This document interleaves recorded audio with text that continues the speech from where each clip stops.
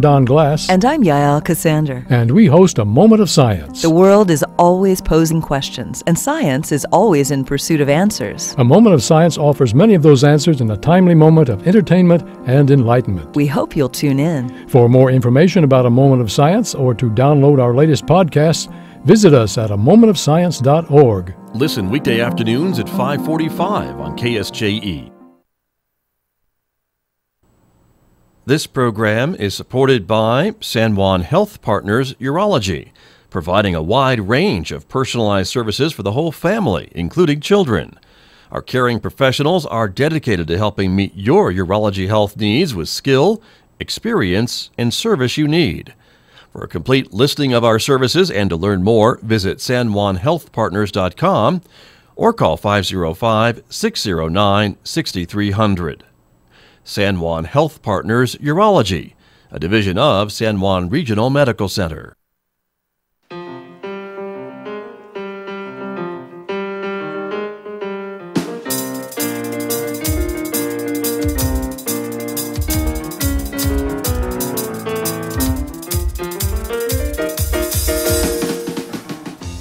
Ten minutes past 8 o'clock. It is Tuesday morning, April 16th. Good morning, everyone. I'm Scott Michlin, and thank you for joining us here on KSJE 90.9 FM, the information and cultural beacon of the Four Corners, broadcasting to you from San Juan College. Special good morning to our viewers who are watching us this morning on our KSJE YouTube channel. Welcome aboard, everybody. It's good to have you along with us. The video will be posted to Facebook later on this morning, so you can check out the program a little bit later on in video form on our Facebook page. Coming up in just a moment, my guests from the Aztec School District. I'll be talking to Superintendent Kirk Carpenter and Deputy Superintendent Tania Prokop, so we hope you'll stay tuned for that. And then later on this hour, we'll be checking in on the pets available for adoption this week from the Farmington Regional Animal Shelter. So if you're in the market for a new part of your family, you can check those out coming up later on this morning around 8:55 right here on KSJE. Mick Hess will take over the airwaves, roving with the arts. It is Tuesday, and on Tuesdays, Mick has been playing Hyden Symphonies for us. That's no different this week. We're up to Hyden Symphony number 105. That's coming up today at 9:06 right here on KSJE. Bit of a reminder, we would like you to support KSJE and sign up for the famous KSJE 0 Mile Fun Run. It is coming up on May 18th. 10:30 right here at San Juan College. The race will be over by 10:31, so then you can go off to do brunch or whatever else you want to do on that Saturday. But you can sign up at ksje.com for the KSJE 0 Mile Fun Run coming up on May 18th. And, of course, connect with us on all platforms of social media. You can find us on Facebook or check out our brand new YouTube channel. Follow us on Twitter, of course, and check out the new KSJE page on Instagram as well. And if you're ever checking out what programs are on KSJE, you can do that quite easily by going to our website, ksje.com, and that is also where you'll find our regional events calendar. A couple of things that are coming up over the next few days that I want to highlight for you on our regional events calendar. The Spring Art Student Exhibit is on display right now at the Henderson Fine Arts Center Gallery. There's a Focus on Farmington coffee event tomorrow here at the San Juan College Zia Conference Room beginning at 8 o'clock. Also happening this week, the Spring 2019 Career and Internship Fair. That is happening Friday here at San Juan College, so we hope you'll check that out as well. A couple of Easter egg hunts happening later on this week. The events are all listed for you on our regional events calendar at ksje.com.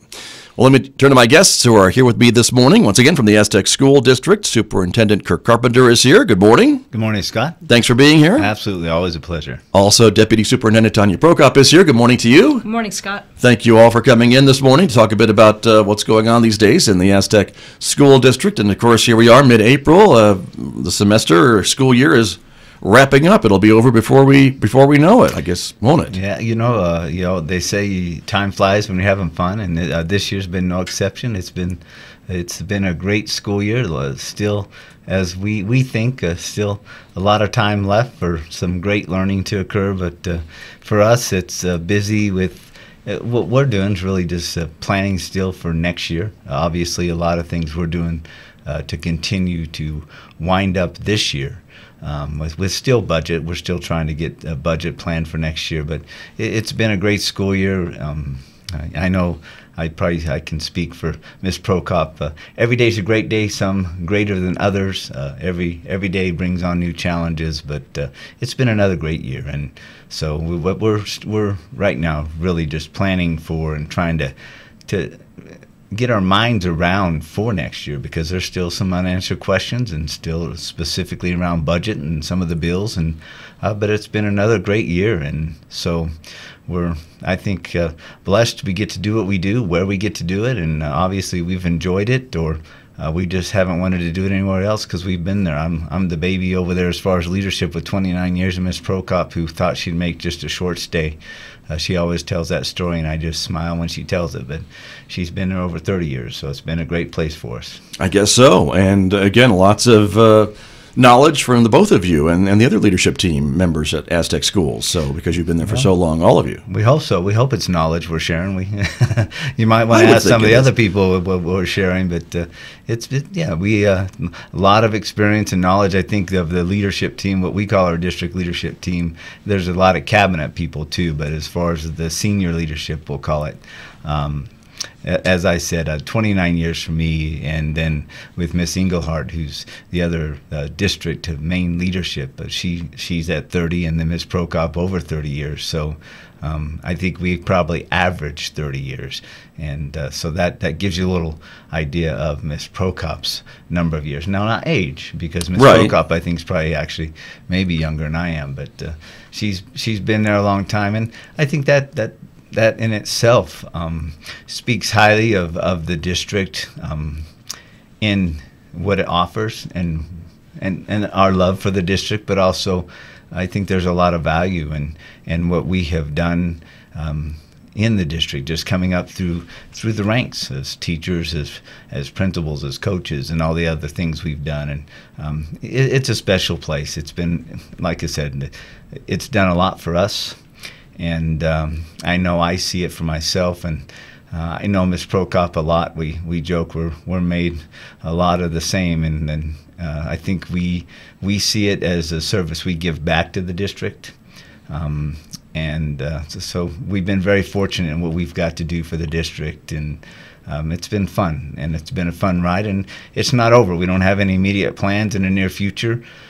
I know Ms. Prokop doesn't, because I get to evaluate her and decide what she does each year. And as far as I'm concerned, she's going to be there as long as I'm there. She's there because she's great. And same with Miss Engelhardt. I always say that any of the good things that are happening are a result of some of their great work, because they do a great job. But for me, it's a board, but we have a great board. So as long as I stay in good graces, then we're in good shape. There you go. Anything funny going on, it's because maybe I've tried to run with an idea too quick.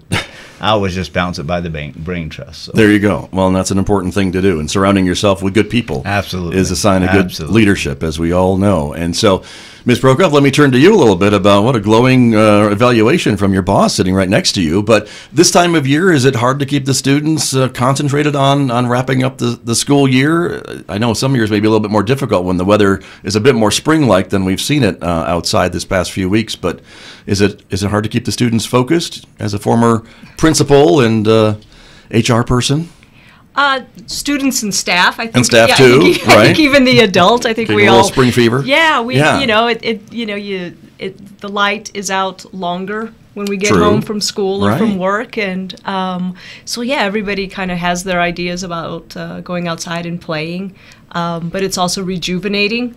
And the biggest thing that teachers and principals do at this time is stick to routine.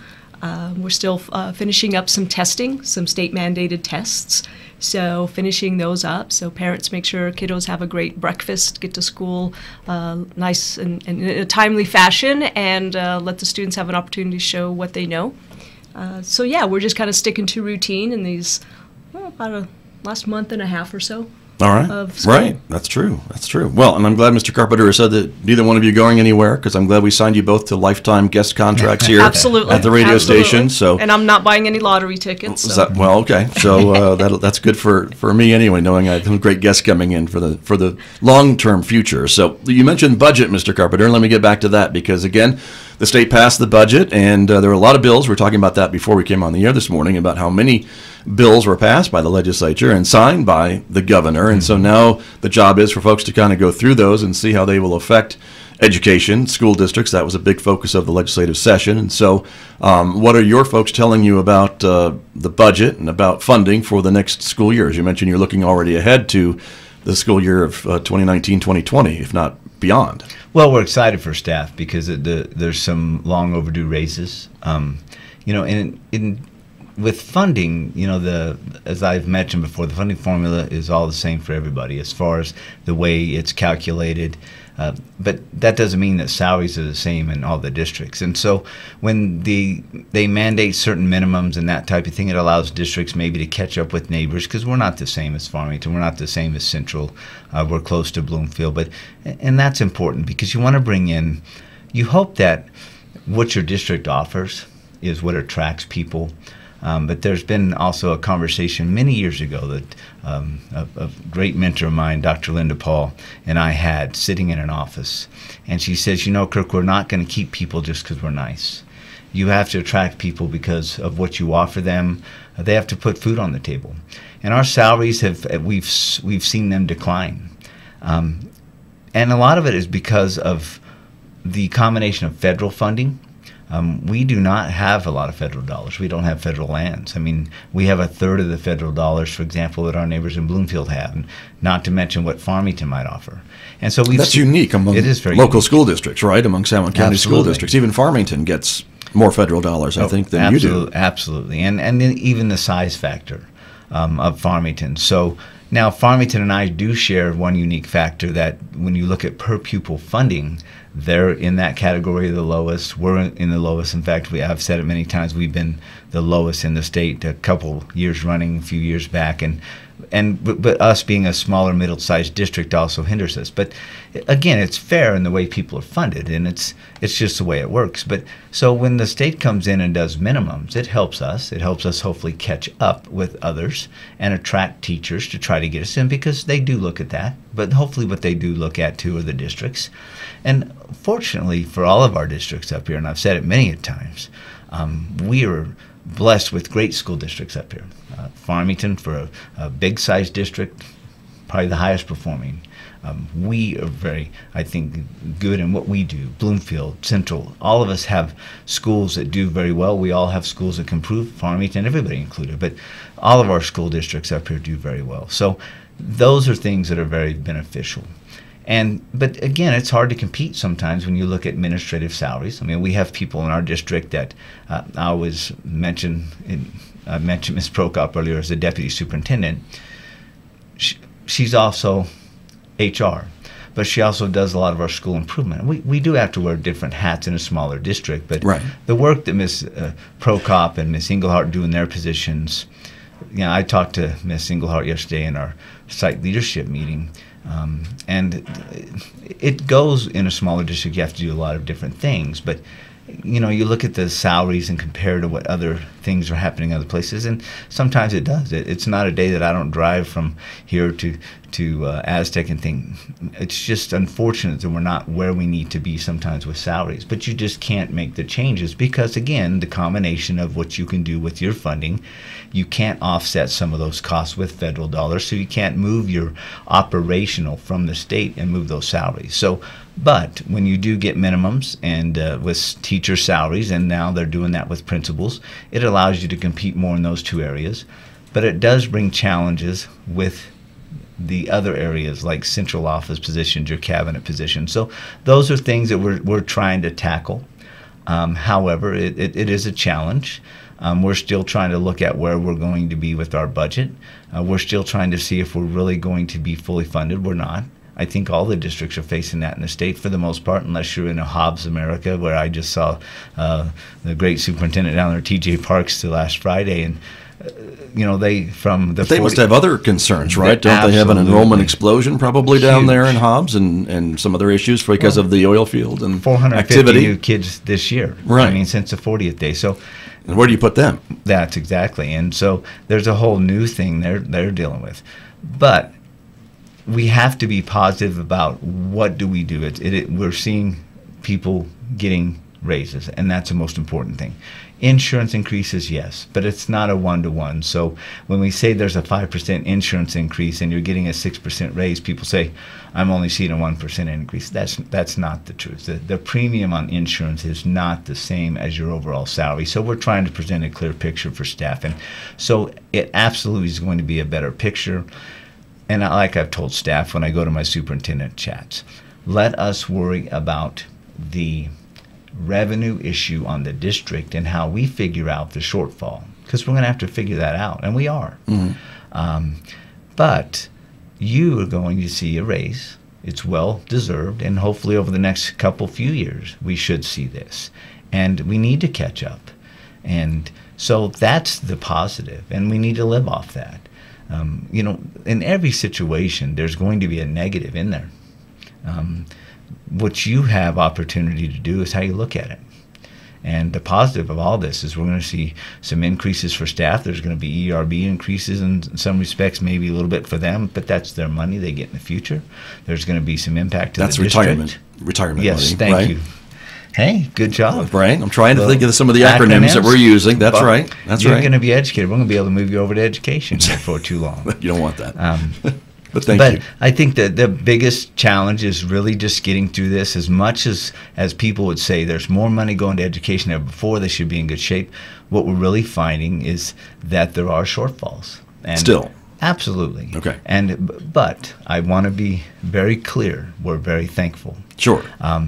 And that you cannot fully fund everything at the level they're going to. There's going to be shortfalls. But we are very thankful, and we're just going to have to roll up our sleeves. We're still going to have to tighten our belts on some things. There's going to be challenges. There's always going to be. To me, I've always said this, challenges are nothing more than opportunities. And I think there are opportunities to really look at how we're doing our business. And if we just roll it up and we just have to address some things. And right. Sometimes that does mean cutting. We've seen a decline in enrollment. That's part of our challenge in Aztec. And with those kinds of challenges and opportunities, then we have to cut some staff appropriately. That's our due diligence to our taxpayers. When Sure. we have less students, you need less staff, and that makes you look critically at what you're doing. We've had to do that for many, many years. I won't tell you that's not getting old. I won't tell you that we'd like to have more staff in certain areas like some others to say how do we address instruction and do that differently today, because we can't keep doing it the same way. But you know what, Scott, that's what we're dealt with.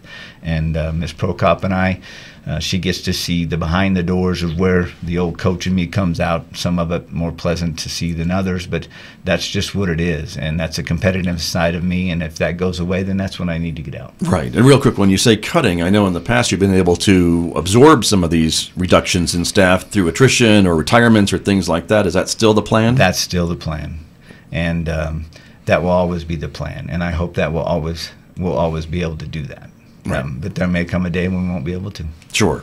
Ms. Prokop, let me turn to you a little bit about your HR hat. And when we talk about raises for staff, well-deserved, I mean, does that help with recruitment? Does that help with retention when you're able to offer your folks a bit more money than you have been in the past? Absolutely.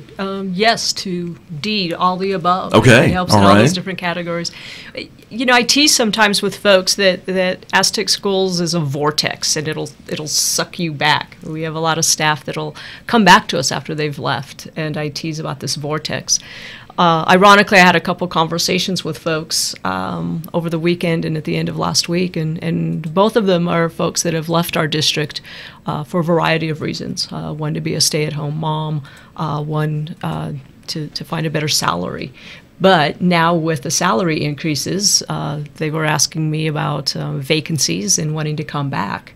And so that's always kind of exciting. You know? Right. As Kirk talked about Right. the different funding arenas, you know, we always talk about there's different buckets that can be spent certain ways. So some buckets are starting to fill up a little bit better, but we can only use them to purchase different items or be spent on different things. So sometimes when there isn't enough money, it's because a certain bucket hasn't been filled up enough. Sure. And other districts, as Kirk talked about, have different funding opportunities. So their buckets get filled up a little bit quicker. or have a higher, maybe it's a bigger bucket because of just the district boundaries and where it lays, and so what it qualifies for. But Aztec is a great, unique place, and I understand that people have to leave sometimes because we all have bills to pay, but I think that we create a really great work environment as well. You know, one of the blessings of being small is that it's kind of like Cheers, right? The television show Cheers, Once Upon a Time. It's a place where we know your name. I mean, we're going to know everybody that works for us, and because of our longevity in the district, we're going to know your story as well. And so we're not only going to say hi to you, we're going to ask you, how are the kids, how are the grandkids, you know, just personal things. Sure. And so it's for people that desire that and can live within their means, or our salaries can work for you. I mean, I'd love for people to invest in our community. Right. Very good. Let me ask a little bit more about another topic, Mr. Carpenter, and that is graduation rates. We saw, I think, statewide some pretty impressive numbers, and I think San Juan County was very well represented as well. Were you pleased with the numbers from Aztec Schools? Yeah, I think we're pleased. You know, we're seeing an increase. I think the biggest thing is you're always pleased. I don't know that you'll ever be totally happy, just because if it was 100%, maybe then you're happy, but then you put back on your game face and say, okay, let's get back to work, because if you lose one kid, that's too many. And so people probably wonder how you can live in that kind of world, but you do. So definitely pleased. I think as a district, we probably were up as far as in the county. Somebody may have said you guys were the highest in the county, and that may be true. I'll tell you the truth, Scott. Even when I was a coach, if somebody asked me how many games you won, how many you lost, I can't tell you. Stats are important. What's more important are the kids. What happened each play, and I always told kids, and I know when I say every day's a game day, I say that, and staff probably says, oh, there he goes again, but I believe in that, and I believe that absolutely graduation rate is very important, but a lot of that every year seems to change, and so it's that every kid, you know, we have a lot of kids that come in for their GED, and I cringe, but I also sign those a lot. And I sign them because it is a hardship that they're supposed to have, but I also know that some kids aren't going to make it unless we do sign those. So very pleased with where we're going with the graduation rate. And you hate to lose any kids. And so it's that double-edged sword. So to try to answer your question, we're happy. We always want to move that up, because our job is, we're in the kid business. And you always want to try to figure a way not to lose any kids. So we're absolutely happy, and we want to strive to get to that 100%. And so this year, that's our mark. And next year, what I would just like to see is, can we somehow keep the measurement the same and know it's the same? And so I hope that we can do that as we move forward. And absolutely, let's continue. And then also let's learn from what other peoples are doing around other peoples. That's great language from an educator. Other people are doing around us. Farmington High School had a great improvement. So have they done something that's working? Right. And I think too, in the sign of the times of where we're at, if we look at the economy with the migration of students in and out to see improvement, I think that also is something we need to celebrate. So I don't want to downplay it either. I want to say we need to celebrate the success of any movement up, especially in this area with the economy we've seen. So absolutely, we're happy, and I think that we do need to celebrate that. Sure. K-12, because kids graduate when they enter pre-K. They celebrate it when they walk across the stage as a senior, because that's where it happens. It doesn't happen their senior year or even in high school. It happens when they start that first day of pre-K now, because that's where we have it. We started pre-K this past year. Right, right. But the numbers are going in the right direction. Absolutely. For you, right? Yes, and that's the idea. Yes, sir. You're getting close to that 100, which is what everybody, I think, wants. The other thing that I think I had heard, and I think I'm remembering this correctly, is that when you sign those GEDs, they are not counted as towards that graduation rate, right? They actually count against you, don't they? That's correct. And so that's a little bit misleading, I think, because these students are getting their GED, and they're seen as high school graduates. They're seen as dropouts. Right. Also. Yes. Yeah. And so which is frustrating, and it's a philosophical battle. Right. Right. Because they have to have a hardship to drop out. But I will tell you, and I do follow the guidelines. However, I will tell you that there is some leniency from me in some respects, because for a lot of these kids, if you don't sign that form, where are they going? And we have an alternative school that has a cap. If we had the ability for a lot of these kids to open and have more of an opportunity for them to go there, it would be easier.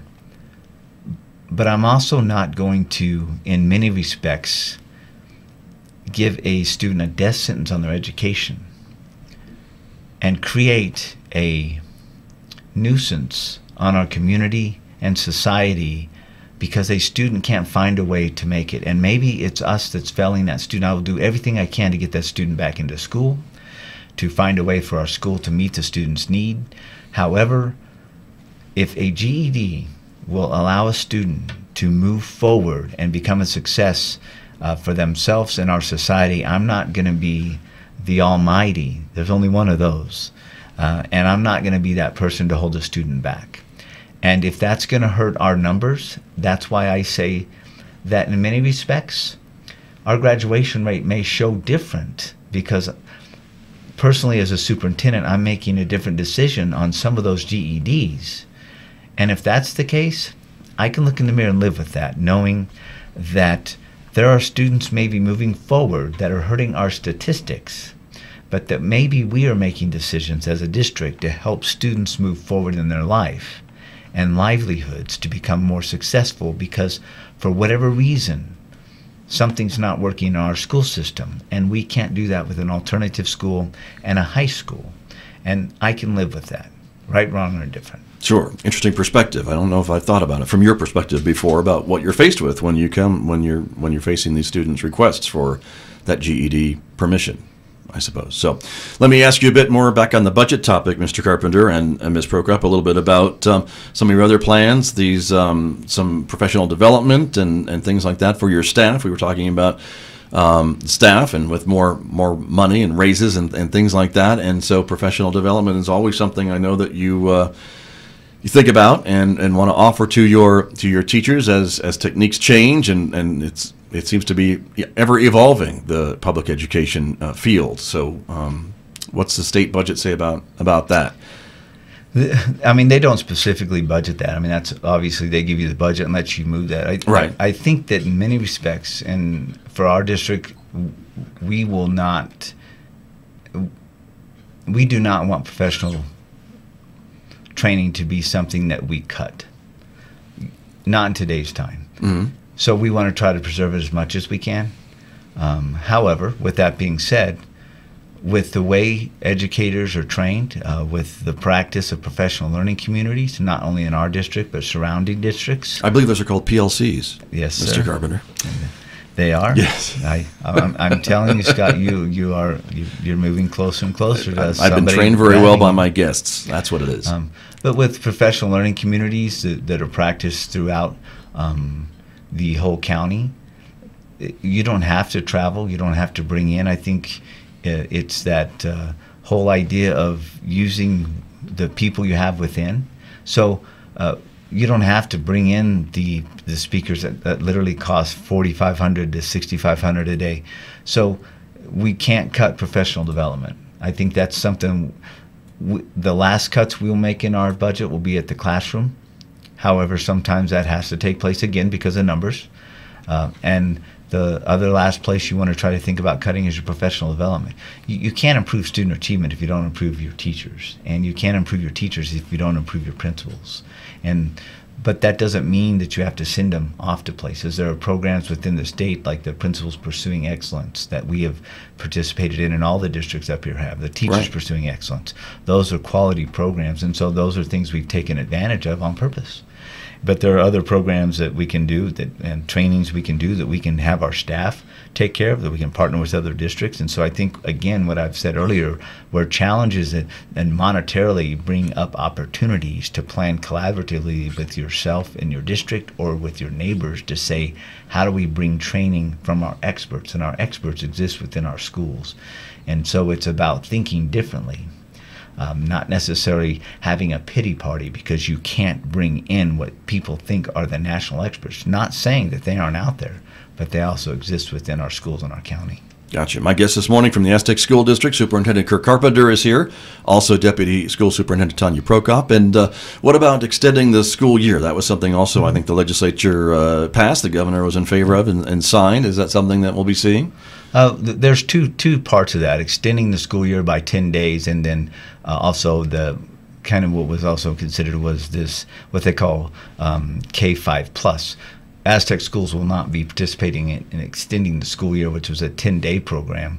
We will be participating in the K-5 plus, only at the 4-5 level. And that K-5 plus has been going on for probably 4 or 5 years. Okay. The extending 10 days, we will not be. That was just too hard to get mobilized. This year? This year. So maybe next year?